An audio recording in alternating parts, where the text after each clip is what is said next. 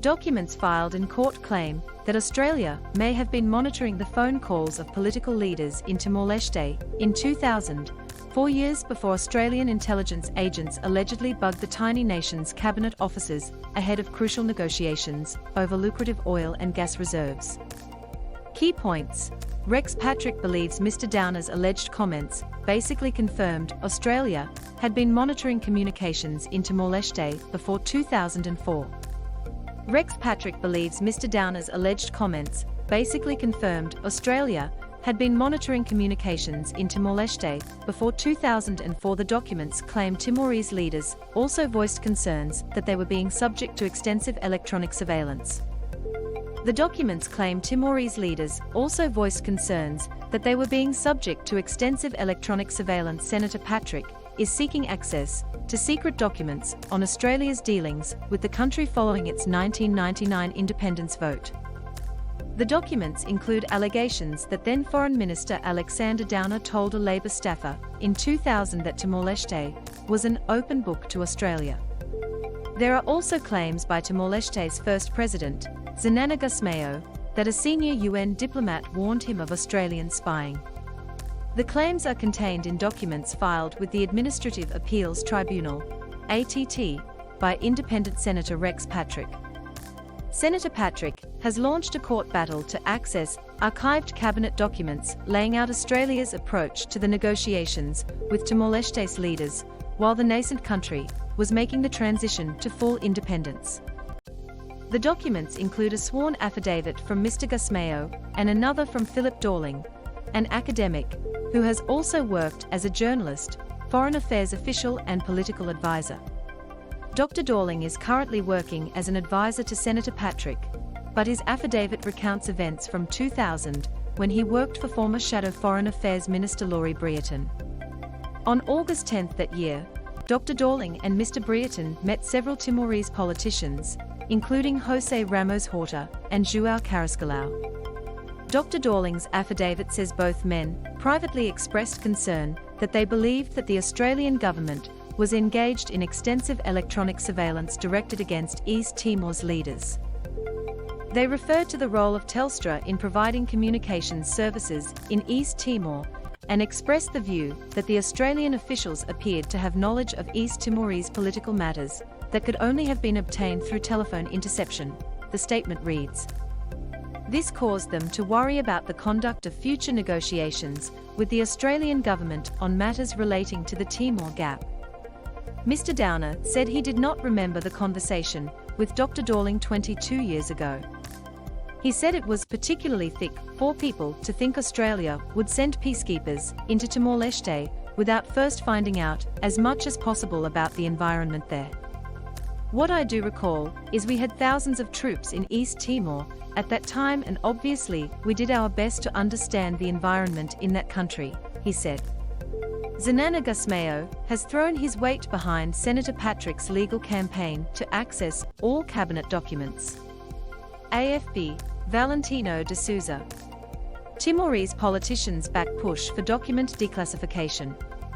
Both Mr. Ramos Horta and Mr. Carrascolau went public with that accusation in 2001, telling the ABC that they believed the Australian government was monitoring their conversations. The court documents also lay out Dr. Dorling's account of a private discussion he had with Alexander Downer on a flight later that month, on August 31st. The two men, along with Mr. Brereton, were returning from another visit to Timor-Leste and were discussing the role of intelligence in diplomacy while Mr. Brereton took a nap on the plane. Mr. Downer remarked to me that as a DFAT officer, I would know Australia's intelligence capabilities, and went on to say, according to a note of the conversation I made, you know. There's not much back there in Dili we don't know. We know what they are saying about Laurie. They are an open book to us, Dr. Dorling's statement says. I interpreted Mr. Downer's remarks in the context of a discussion of the value of signals intelligence to diplomatic operations, as a measure of confirmation of the concerns expressed by Mr. Ramos Horta and Mr. Carrascolau. Senator Rex Patrick has vowed to continue his fight to access secret cabinet documents about Australia's dealings with Timor-Leste. AAP, Lucas Cocker file. Dr. Dorling's affidavit includes a handwritten account of that conversation, which he says he made shortly after. The documents also include a statement from Xanana Gusmayo, who has thrown his weight behind Senator Patrick's legal campaign to access all cabinet documents concerning the negotiations over national boundaries and the carve-up of the Timor Sea gas reserves. Most cabinet records are released after 20 years, but Senator Patrick says several documents about the negotiations have been withheld because the National Archives argues the information might damage Australia's relationship with Timor-Leste. Last week, the National Archives handed Senator Patrick some of the documents it initially withheld, but several remain classified.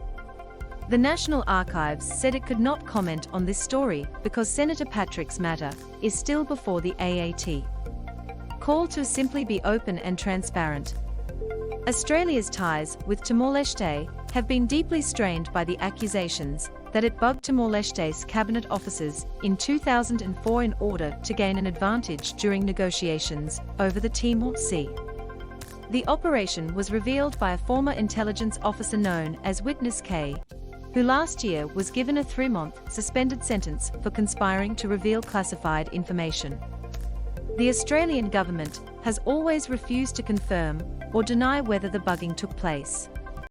But Mr. Gusmayo's statement to the Administrative Appeals Tribunal says he's convinced the cabinet rooms were bugged, partly because the Australian government has never denied it, and partly because of his own experiences. Mr. Gusmayo also suggests that Australia may have been monitoring his conversations well before 2004, recounting a conversation he had with top UN diplomat Sergio Di Mello around 2000.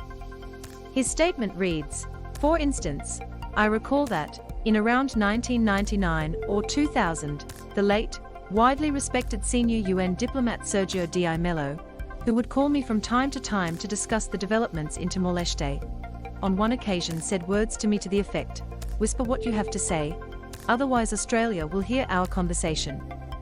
The former president's affidavit also says releasing all cabinet documents about the negotiations cannot reasonably be considered to damage bilateral relations, because knowledge of the spying was already so widespread in Timor-Leste. Any continued secrecy relating to those events only serves to create a further sense of suspicion and impropriety between neighbours, his statement says. Senator Patrick believes that Mr. Downer's alleged comments in 2000 basically confirmed that Australia had been monitoring communications in Timor-Leste well before 2004, saying the effort was very likely focused on gathering information for negotiations over gas and oil contracts. The Australians appear to have been spying on the Timorese right from the very start of commercial negotiations, he said. Timor was a young, fragile, inexperienced and absolutely desperate country needing revenue from oil and gas to reconstruct their country, and Australia sought to steal it from them. That account is contested by some. One former Australian senior public servant told the ABC that it was wrong to assume that all intelligence gathering attempts in Timor-Leste at the time were focused on the boundary negotiations. Australia sent more than 5,000 troops to Timor-Leste in 1999 as part of a United Nations peacekeeping force that restored order and stabilized the fledgling country after pro-Indonesia militias slaughtered hundreds of civilians. Senator Patrick has vowed to continue his legal fight to access more government records about the saga. "Our secrecy around this event undermines people's trust and confidence in our nation," he said.